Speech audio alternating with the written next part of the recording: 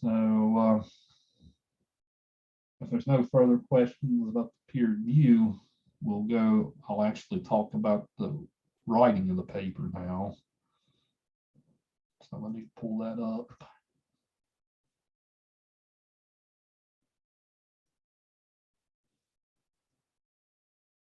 So these are some notes that I've kind of typed out before for this. So just to kind of hash over it.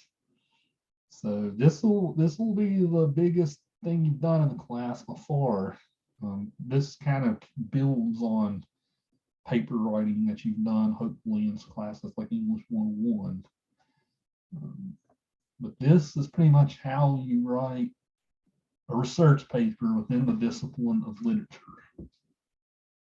So usually whenever you start these things, you start with an attention grabber of sorts. So you kind of have to introduce like what book it is you're talking about, what sort of lens that it is you're going to be talking about with the book. So like, are you looking at, I'll just use Cassidy as an example. I know she's, if I remember right, I remember Cassidy, you're doing like Frankenstein and nature versus nurture, right? Yeah. So like for instance, if Cassidy was writing her paper, right, she would start out by talking about that, right? She might start out talking about, hey, there's been a long debate about the question of nature versus nurture in Frankenstein. This is a sort of a common psychological way of looking at the book. So that's kind of framing your topic, right? Early on, you need to frame your topic, show the sort of the conversation going on about the book that you're responding to. Okay, so the most important part of any paper is your thesis. It's your thesis. So your thesis is where you kind of set out what your argument is going to be. So remember this formula for writing a thesis statement. And you always sort of go with, while some argue blank, I contend blank, because, and you list all your reasons up front. Okay, so this thesis kind of shows where you are in this conversation. So like, what is your debate? What is your response to the conversation? How is your argument significant? Then you kind of list out the reasons that you're going to use to support your argument. So I don't know, I'll just kind of think aloud here. I'll use Cassidy's topic again. So let's say that I was arguing that the monster's psychology was more a result of nurture. So I might say something like, while some argue that Frankenstein's creature actions were due to his monstrous inner nature, I contend that was the monster's, I'll just use the capital for the monster, lack of nurturing that led to his evil actions, cause. Then you kind of like list out your reasons here that you're going to argue in your paper. Or maybe like reason one might be something like, I don't know, it's pretty common for, you might say something like, it's pretty common for abandoned children, right, to suffer psychological consequences later in life. You might say something like, the monster was never, everyone needs love or something, right? The monster never received any type of affection early on, which stunted his childhood growth. Right? That could be a reason. I'm just kind of thinking aloud here, like what all the reasons here might be. But whatever the reasons that you choose to pick, these will be the points that you make later on throughout your paper. Reason 1, 2, reason 3. It's especially important that you get your thesis right early on, because even if you decide to write the rest of the intro last, I would tell you to write your thesis first, because if you write your thesis first, it'll help you keep the whole rest of the paper organized and on track. So try your best over the next day or so to fully articulate what you think your argument is. Use this formula that I've given you. You don't have to make it one big sentence. Like you can, as long as all the different parts of the sentence are here. Like so, this is putting your belief in tension with the opposite belief. Right? This part is where you state what it is you're setting out to prove. These are the reasons that you're going to be using to support that argument. Lots of times students will write up to here, and then they won't list their reasons. What tends to happen when you do that, you tend to lose yourself. You tend to ramble later in the paper. Maybe you spend too much time summing up the story rather than, making an argument. So it's especially important, always, always, always, to list your reasons up front. And I don't really care what type of class it is you're doing, whether it's lit, whether it's psychology or whatever you might be writing a paper in. It's always good to be frank up front about where you're going, because then it helps you organize your thoughts later. That way your thoughts don't ramble. So, like I said, you can break this up over 2 or 3 sentences if you want, but you need all of these different parts to have a strong thesis. That'll be one of the questions that I'll ask you guys to answer in a workshop next week. Do you think that this paper had a strong thesis? Do you think there's room for improvement? Like maybe, is there anything missing in the person's thesis? Like maybe one of the reasons? We might ask ourselves, do all the different reasons make sense?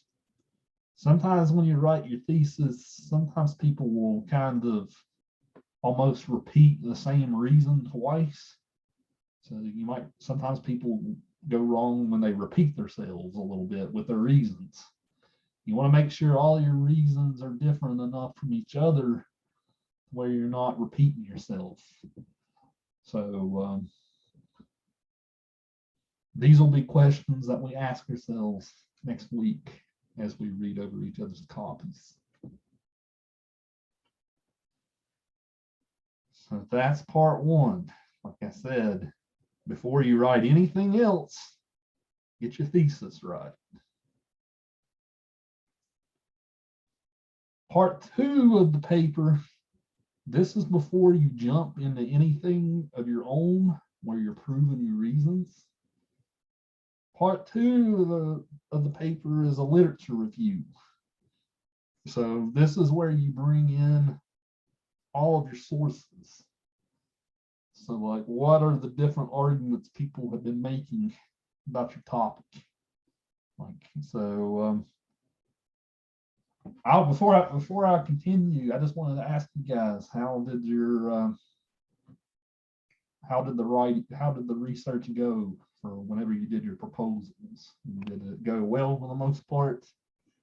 you find some stuff, or the articles that I posted up helpful? How did it go for you guys?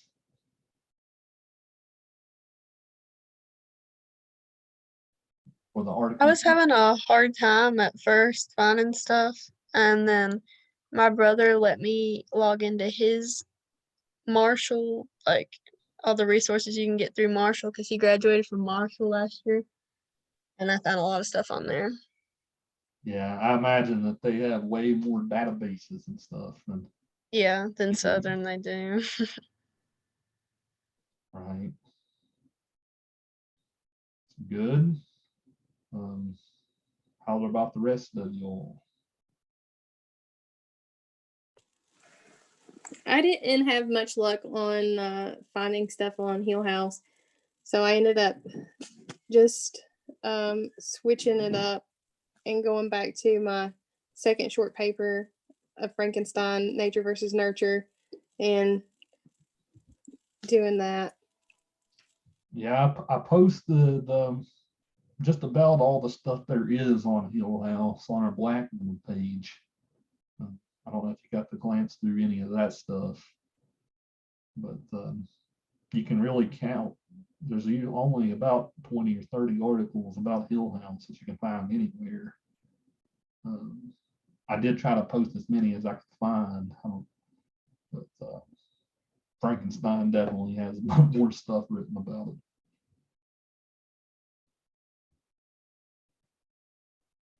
And the rest of y'all, what was your experiences with research? It took me a lot longer than I thought it would, but overall, I found some pretty good sources to use. Good. Did you use any of the ones that I posted? No, most of the ones I found were through Southern's database. Good.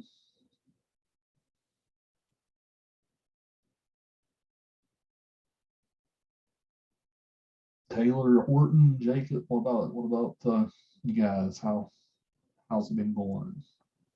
I haven't even really touched it yet.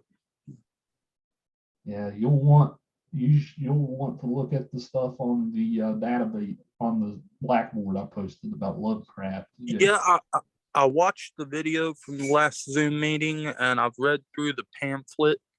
I kind of get what's going on. To me, it seems, I don't know, I don't want to call it pointless because I know it's not, but I don't know, it just seems redundant or something.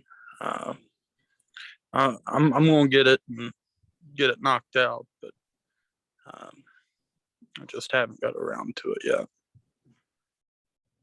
Right. Yeah, the general idea is you learn what other people have been saying about, whatever book it is you're talking about. Then you offer your contribution. Right. That's the general idea. Yeah. Right. Taylor, what about you?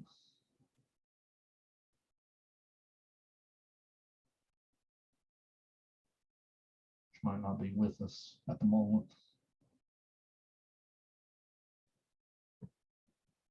So yeah, so hopefully most of y'all seem like we were doing well with everything. Like I said, that's why that I posted that little mini library of stuff, because and I know that Southern's databases don't have a lot, so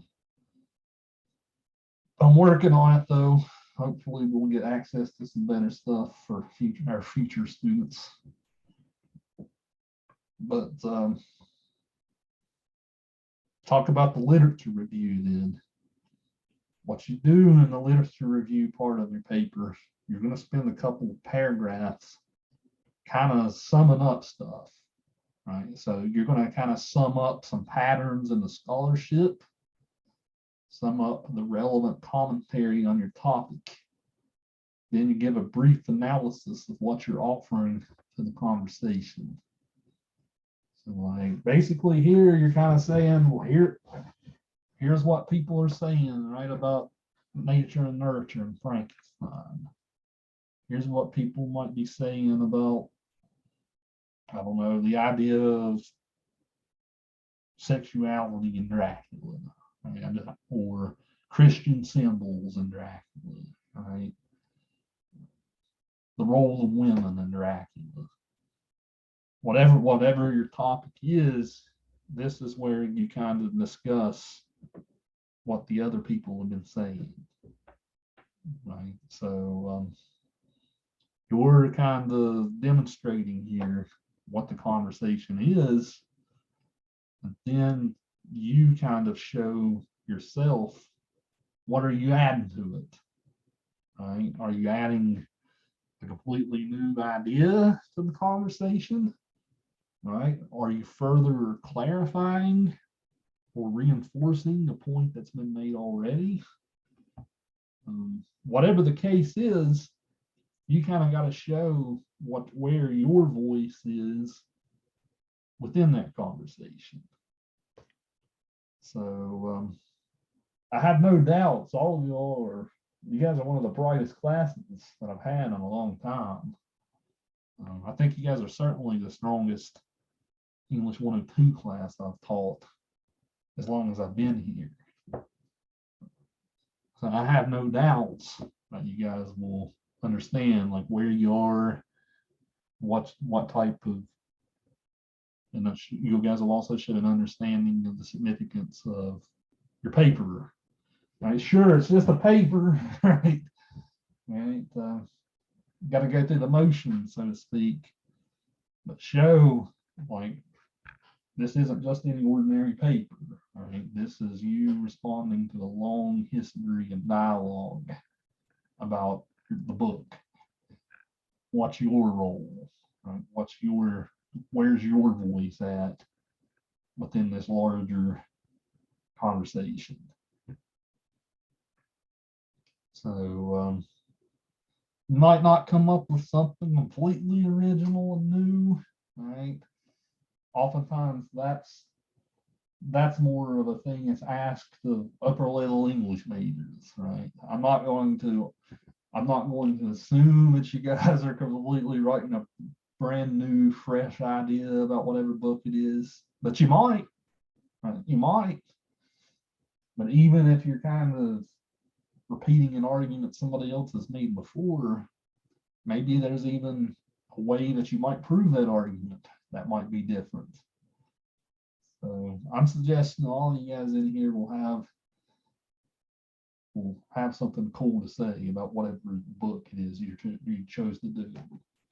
But you kind of, the point of the lit review, you kind of got to show what people have argued about your book and show an awareness of that, and then kind of ask yourself, what's your voice? What's your role in the conversation? Whenever you do your lit review, you always kind of have to remember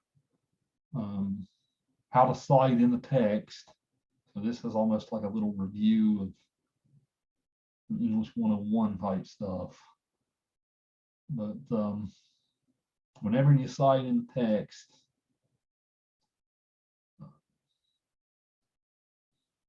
it's always a good idea to, most of the time, it's a good idea to list your author in the sentence. So like, let's say you're talking about something that I wrote, right? You would put my name in the sentence. So Jaeger said this about Frankenstein, quote. And then in the parentheses, you usually get like the page number. So if you guys are reading scholarly journals, most of those PDFs will have a page number where you might have found the quote. So most of the time, it's a good idea to put the author's name out in the sentence. However, whenever you're doing a lit review, maybe different sources that you've read on your topic, they might be arguing similar things. So there's times that you might actually want to cite two sources at once. Let's say that you're kind of summing up a trend in the conversation. So like, I'm talking about the book McTeague here. I had another 102 class once that read that book. But if you summarize trends, maybe like two of your sources kind of gave you an idea about that trend. Well, if you want to cite two people at once, that's usually whenever you want to save your citation for the parentheses. So let's say you're citing from Smith and Yeager. So you found that idea on page 43 of Smith's article, as well as page 158 of Yeager's article. So in your lit review, you're kind of lumping stuff together, right? You're noticing patterns. So if you read your stuff and notice some patterns, you can cite more than one article at once to kind of show, okay, here's all the people who talked about this one thing. The general idea is anytime you change sources, you always have to recite by doing it one of these ways. If you let's say you cite from my article 3 times in a row, in that case you wouldn't have to keep putting Yeager, Yeager, Yeager, or saying in the sentence Yeager, Yeager, Yeager over again. Like it's always understood that if you don't recite, you're citing from the same person again. So let's say you cite from my article 3 times in a row. Well, the first time you would cite, you would put my name, but the second, third time, you wouldn't.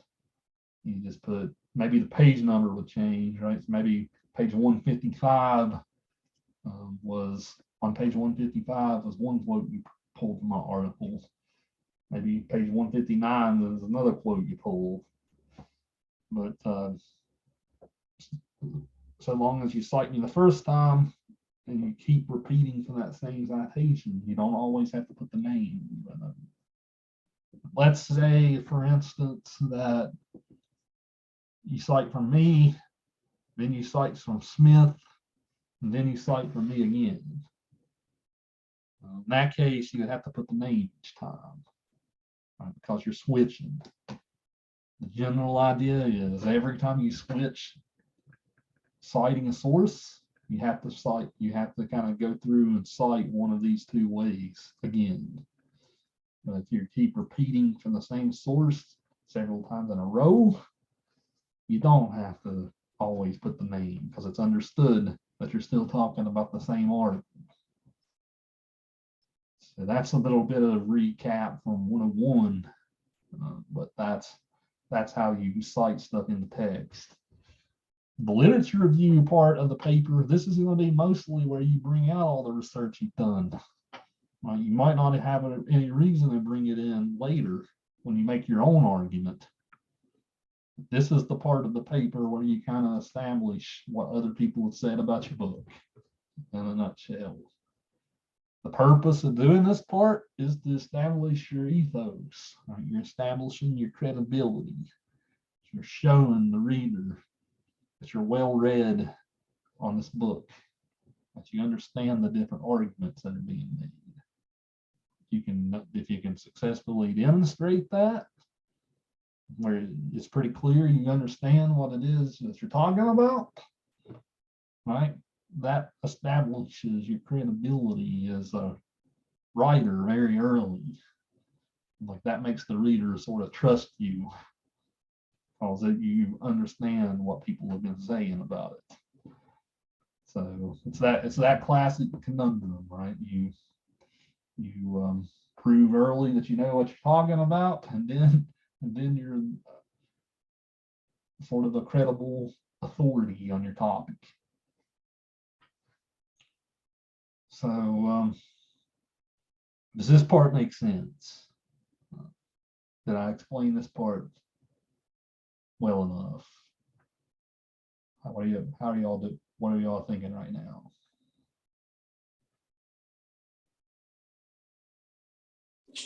I understand it. You feel good, Tiffany?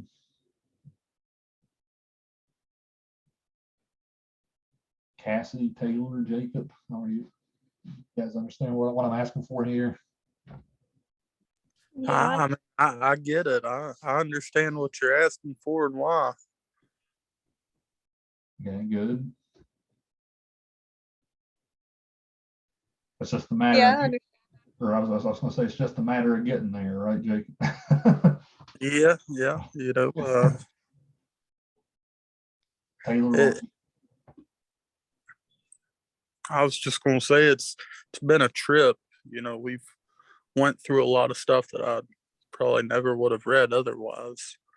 Um, I'm trying to get into this research. Uh, you know, I'll look through the databases, Southern's databases. I've looked through Google Scholar, and I'm kind of figuring out how to work it.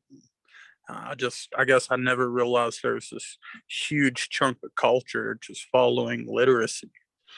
Um, you know, I didn't realize that people do that. So it's been a different experience for me.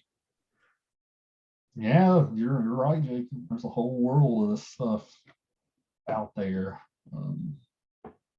I guess as an English professor, right? That's what besides teach, that's what I do for a living, right? I come up with these, like whenever I write something and try to publish it and stuff, like this is what I do for a living, pretty much. besides my role as teacher. Well, that's cool, man. Yeah, so I like the teaching parts more than the writing and research part of the job, but expected to do a little bit of both. You're a professor. So I'm making you all little mini scholars here. That's basically what we're doing. Taylor, what was you want to say? Before I interrupted I you. was just saying that I understood what you meant. Good. Cassidy, how are you doing? yeah, I'm good. I understand it. Good. Basically, if you guys sort of get your scholarship out of the way in this section of the paper, you won't have to really even worry about what other people were saying throughout the whole rest of the thing. Right? You can kind of get all that out of the way early. So yeah, that you establish your credibility, and then you can kind of move on to your own arguments. So whenever we get to the main meat of your paper, which is your own arguments, this is where things start to become a little more crystal clear again. Like this is where things start to become a little bit more familiar. So going back up to your thesis statement, what was your first reason in your thesis statement? Well, when you get to the main part of your paper, you're now setting out to prove those reasons. So your argument. So I'll just kind of outline this out a little bit more. Reason one, topic sentence. I always like the books and stuff that I've read over time. They always like to compare this to a hamburger. Like whenever you're writing a paragraph in a paper, they compare it to a hamburger. Topic sentence is the top bun of the hamburger, right? So the topic sentence is where you restate what your point was in your thesis. Whatever your first reason was, you restate it again when you get to this part of the paper. This connects this back to your thesis. So you do that, then you give evidence. So remember that in a literature class, You guys have been doing this with the first two short papers. Whenever you have evidence, it always comes from the text. So let's say you're doing the nature versus nurture and Frankenstein thing. Well, where in the text are you quoting from to support your argument here? So you always need to give some evidence from the text. So usually evidence comes from quoting the text, or maybe even just paraphrasing the text. But you need to give some specific evidence from the book to support whatever point it is you're making. So this is the meat. This is the meat of the burger, so to speak.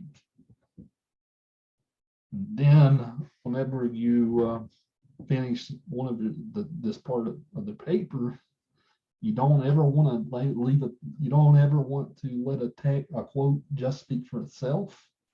You always want to drive home whatever point it is you're making about your text. Maybe you're saying like the creature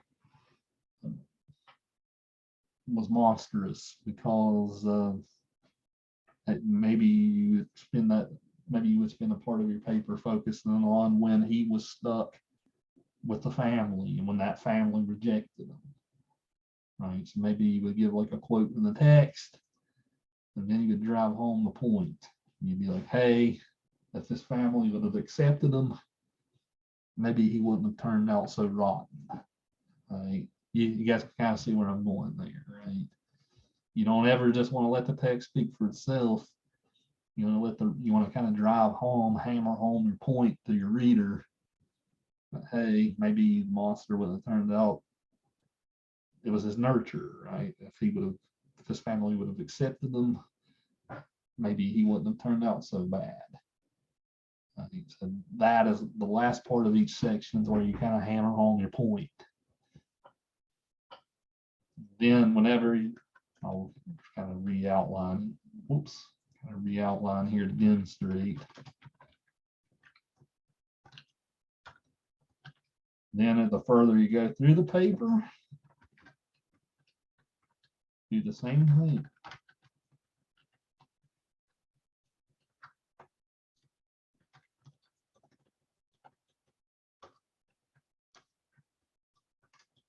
Microsoft Word always wants to be silly.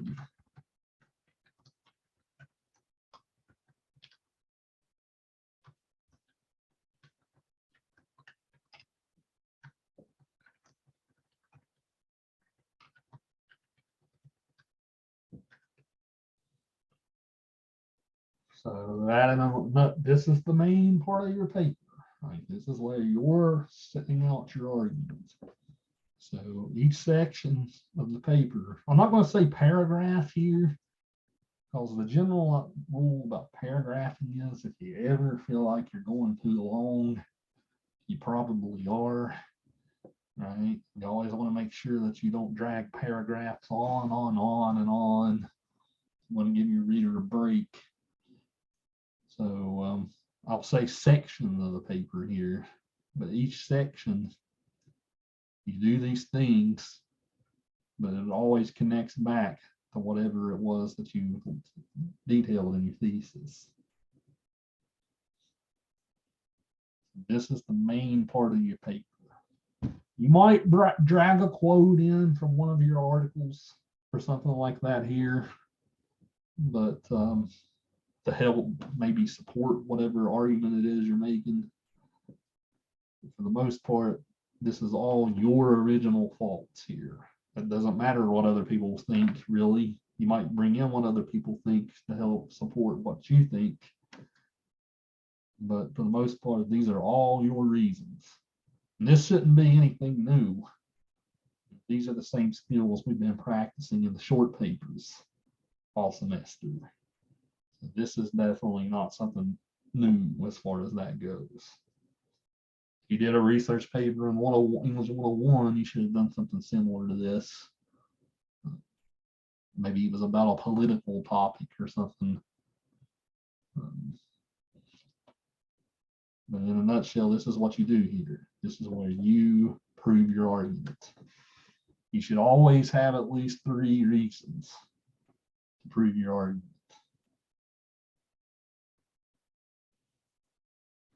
Then, of course, as always, you conclude. So whenever you write your conclusion to the paper, conclusions work different ways in different types of classes. Like if you were taking English 101 with me, I would probably give you different advice about writing a conclusion for that style of paper than I would in this style. Usually in a lit class, the old high school strategy is usually the best strategy. And that's just kind of bringing your argument all back together. You kind of, in a nutshell, this is what my argument was. You kind of bring it all back together and sum up your argument in its basic points again. So sum up your main thesis, your main premises. Your premises are your reasons, right? And your role within the conversation. I'll say here too, you might anticipate future directions will go. You might even be like, this was my work. However, I didn't address this point. Maybe there's room for even other people to pick up where I left off. Right? That's oftentimes a good way to conclude too, to kind of show why your paper is significant. For the most part, all I'm looking for, you might do this, but for the most part, I'm mostly just looking for you to bring your argument back full circle at the end again. So that's it. That's basically how you write this thing. Like I said, this is the longest thing you'll do in class. By the time you write all this stuff, you'll probably be looking at 5, 6, 7 pages or so. If you have any less than that, you're probably not giving the thing the full justice that it deserves. So 5 to 7 pages, that should be where this thing is looking. Not counting the works cited page. I should probably put that here too. So in your works cited page, give your citations for all the sources you used. So the good news about that is you guys have already done your bibliographies. So you already have done your citations. So right after you finish your paper on the next page, just have a little works cited page. You can just kind of copy and paste your citations over from your bibliography. So whichever ones you used, maybe you didn't use a couple of them from the bibliography. Well, that's fine. But whichever ones that you quoted up in your lit review, you cite here in a works cited page. The works cited doesn't count towards the 5 to 7. It's just expected that you have a works cited.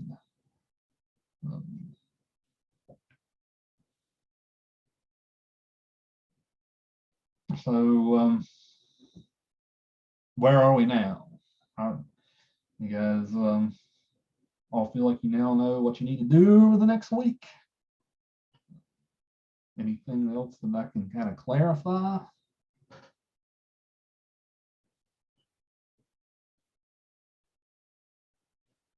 I feel confident over the next week. What you're asking? Good.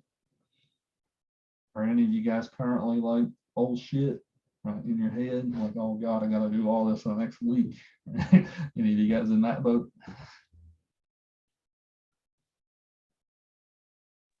No, I don't think so. It hasn't been a secret. We've known that we've had to write this for a while. Well, I think you guys will find it probably won't be as daunting as it looks, just because at this point you guys all know your topics. You guys have all researched your topics. You've done the necessary legwork to do this. Now it's just a matter of doing it. So that's basically where we're at. I've given you like all the baby steps leading up to doing this. Sometimes teachers will make the mistake of just being like, do this, write a research paper, but they don't have you do like the necessary steps of doing your research beforehand and all that stuff like I had you do. So, you guys have probably all been in that boat at some point. You probably had a teacher be like, write a research paper. But then they don't even have you do the research before the paper's due. So what do? You do the research the day before you write the paper. You might throw a random quote in or two here and there, right? Just to show you've done something. And that's it. Well, that's not what you're doing here. All you guys are now at this point, because you've done the proposal and bibliography, you guys are now credible researchers on your topic. It's just a matter of just sitting down and hammering it out at this point.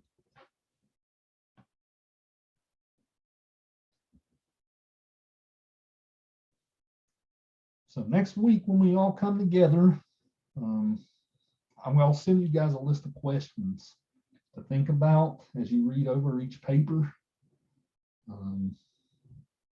But the questions will mostly be stuff related to the paper, like, do you think the person had a good thesis? Did the person fully sum up the scholarship in a lit review? Maybe did the person need to do more lit review? Were all the different reasons stated in the text? Were all the different reasons proved in the text? Did you give enough evidence from the text? Maybe there's room for more there. Did the person not? Sometimes people won't even give an argument. Sometimes people just want to sum up the story again. All right, that's not what you should be doing. But it's the person. Does the person have too much plot summary? That'll be a question. Basic questions like that to think about. You guys don't. Whenever you guys get ready for the peer review, you don't have to. Just jot down some notes. Just jot down some notes whenever you read them. Maybe just get a little notebook. Just jot down some thoughts about each paper. That way you'll be ready to talk about each paper as we get to each different person. Okay. Use my questions as a baseline. But yeah, just jot down some notes. Just be ready to talk about each person's paper next Wednesday. You want to send to me early? If you do happen to finish early, send it to me early, and I'll distribute it early to people too. So if you do happen to wrap up early, send it to me early, and I'll send it early to everybody. I'm sure people would appreciate spreading them out a little bit, not reading every single one of them next Wednesday. So if you do happen to be a go-getter and don't procrastinate, do send it early to me, and I'll distribute it early.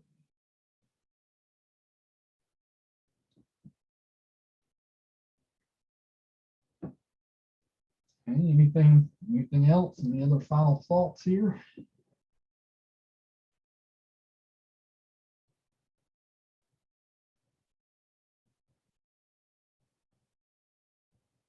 All right, so I trust that you guys will go and do well anytime over the next week. Even if you want to kind of send me something early and be like, hey, you think this is working out? I'll be happy to give some advice as you write it. So anytime over the next week, you guys want to schedule an appointment, you can have me read over an early copy or something, I'll be happy to do that. Available to you over the next week. So just don't be shy, just ask if you guys want to run something by me before you submit it.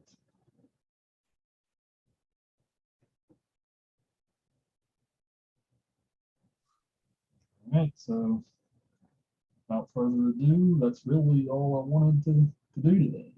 So, good luck. We'll see you guys one more time next week if you decide to come. If you don't decide to come, just write your paper and submit it, and you're done. Okay. If I don't see some of you guys, it's been a nice semester. Like I said, I can't say enough positive things about this class.